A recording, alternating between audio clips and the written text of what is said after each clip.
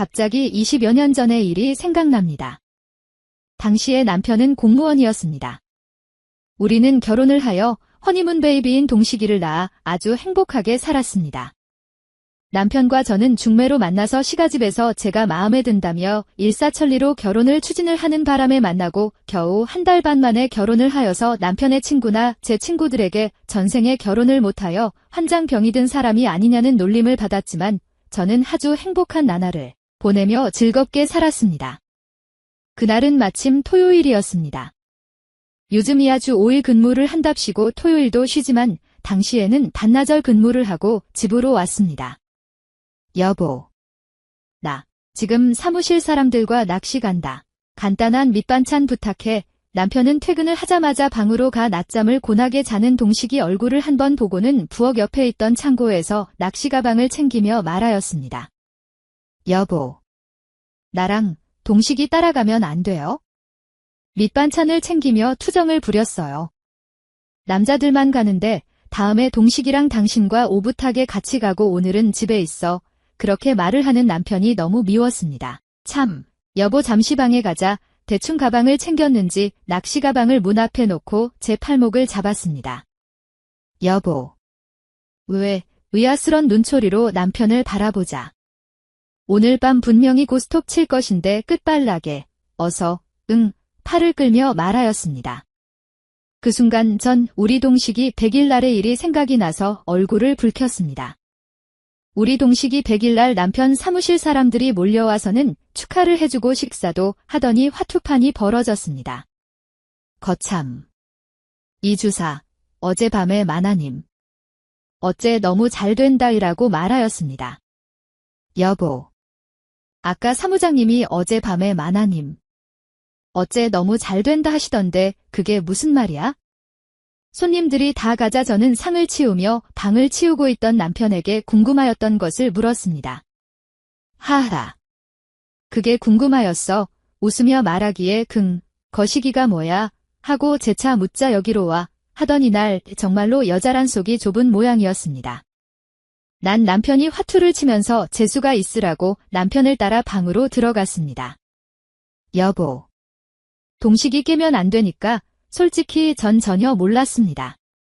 다만 사랑하는 남편이 원하기에 저는 아무런 내색도 안 하고 남편이 원하면 그런 입장이었습니다. 그날도 마찬가지였습니다. 그런 후 여보, 고마워. 남편은 웃었습니다.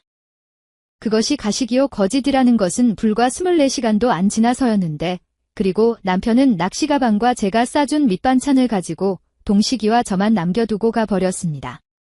낚시를, 아니 영원히 오지 못할 그 길로. 아주머니, 큰일 났어요. 박주사 물에 빠졌대요.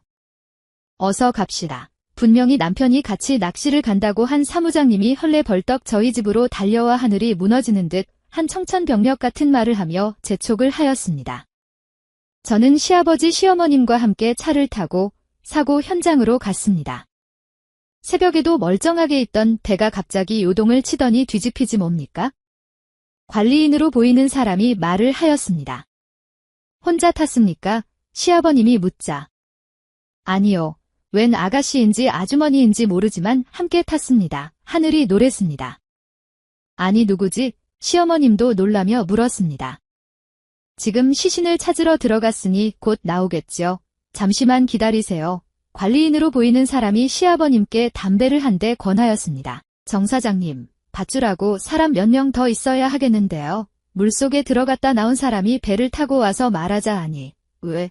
하고 묻자 그게 하고 말을 흐리더니 관리인으로 보이는 사람의 귀에다 대고 뭔가 속삭이자 허참. 네, 낚시 배 빌려주고 이런 일 처음이네 하더니 아주머니가 망인의 부인이십니까? 저에게 물었습니다. 그렇소. 얘가 내 며느리요. 왜 그러죠? 시아버님이 그 사람에게 묻자. 그러십니까? 그럼 잠시 하더니 그 사람은 시아버님을 조금 옆으로 모시고 가더니 뭐라고 말을 하자가니 뭐요. 시아버님이 크게 외쳤습니다. 그러니까 자부님이 못 보게 해주세요. 저는 분명히 그 말을 들었으나 그 이유를 몰랐습니다. 여보, 쟤 데리고 안 보이는 곳으로 가요. 시아버님이 아주 난처한 얼굴로 시어머님께 말하였습니다. 아니 왜요? 왜? 애가 보면 안 되나요? 하고 말하자. 허거. 하라면 하지 말이 많아. 어서 시아버님의 호령에 전 시어머님 손에 끌려서 안 보이는 곳에 앉아 울기만 하였습니다. 아이고. 내 딸. 아이고. 잠시 후 그곳에서 다른 사람들의 통곡이 들렸습니다. 여보시오. 당신 딸이 우리 아들 잡아갔어요. 이 일 어찌 할 것이오? 시아버님의 목소리였습니다. 그러게 반대를 안 하였으면 둘 다 이 지경이 안 되었을 것이 아닙니까? 다른 남자의 목소리도 들렸습니다. 잠시 후 저는 남편의 시신을 보았습니다. 놀랍게도 남편의 시신은 알몸이었습니다. 혼났네. 참 어디 할 데가 없어서 배 위에서 그 짓을 해. 전 그 말의 뜻을 전혀 몰랐습니다. 바로 우리 친정에 연락이 갔고 친정 부모님과 오빠들이 와서 말 그대로 야단법석이 벌어졌습니다. 시아버지는 같이 죽은 여자에 대하여 친정아버지에게 소상히 이야기를 하였습니다. 그 이야기는 제 귀에 바로 전달이 되었었습니다. 제 남편은 저와 결혼 전부터 그 여자와 깊은 관계였는데 그 여자가 결혼식을 올리고 남편과 첫날을 보내고는 무슨 이유인지 멀리하는 바람에 혼인신고도 못하고 쫓겨난 신세가 되었는데 그 후에 저의 남편과 사귀며 결혼 문제가 오고 가던 도중에 마침 그 여자 이웃에서 친하게 살았던 남편의 친척이 그 사실을 시부모님들께 말씀을 드렸고 그 사실을 안 시부모님들은 한사코 반대를 하시다가 저와 맞선을 보시고는 마음에 들어서 일사천리로 결혼식을 올리게 하였던 것이었답니다. 그러나 남편과 그 여자는 서로를 못 잊어 왕래를 하였고 매주 토요일이면 낚시를 간다는 핑계로 둘이 만나 여인 숙이고 전전을 하다가 그 전날은 밤에 배를 빌려서 낚시를 하다가 새벽에 배 위에서 누가 먼저인지는 모르나 서로를 배도 같이 흔들려 그대로 익사를 하였는데 시신을 찾으려고 잠수를 해보니 놀랍게도 안고 죽어 있었다고 하는 말에 나는 그 자리에서 실신을 하고 말았습니다. 정신을 차렸을 때는 이미 2명의 시신은 병원에 안치가 되어 있었고 친정 식구들은 시댁 식구들과 그 여자의 식구들을 상대로 대판으로 싸우고 있었습니다. 저는 싸우는 이유를 몰라서 오빠에게 묻자 오빠는 처음에는 회피를 하더니 제가 집요하게 묻자 사실을 말하였습니다. 그 여자 집에서 남편의 어머니 즉 저의 시어머니에게 이왕지사같이 죽은 마당에 저 세상에서나마 편히 잘 살게 영혼 결혼식이라도 올려주자고 하였고 그 말을 들은 시어머니는 친정어머니에게 간절하게 부탁을 하자 안 그래도 사위를 잃은 마당에 같이 죽은 년과 영혼 결혼식을 올리게 해달라고 부탁을 하자 우리 친정 식구들이 시댁과 그 여자 집안을 상대로 싸움이 벌어졌다고 입에게 거품을 뿜으며 말하기에 전 제가 나서서 친정 식구들에게 그 문제는 내가 결정을 할 문제지 출가를 한 마당에 친정에서 친정 식구들이 나서서 왈가불가 할 일이 아니라며 다 가라고 울면서 소리치자 우리 친정 식구들은 다시 또 제가 혼절이라도 할지 두려운 나머지 자리를 피하기에 저는 시어머니에게 이승해서 저에게 준정 있기 위하여서라도 그 여자와 영혼 결혼식을 올려주라고 오히려 제가 간절하게 부탁을 함으로써 장례식장에서 스님을 초빙하여 저의 입회하에 그 여자와 제 남편의 영혼 결혼식을 올려주고 그 여자와 남편을 합장을 시킴으로써 저와 남편의 인연은 저와 제 아들 동식이만 남겨두고 저 멀리 사라져 버렸습니다.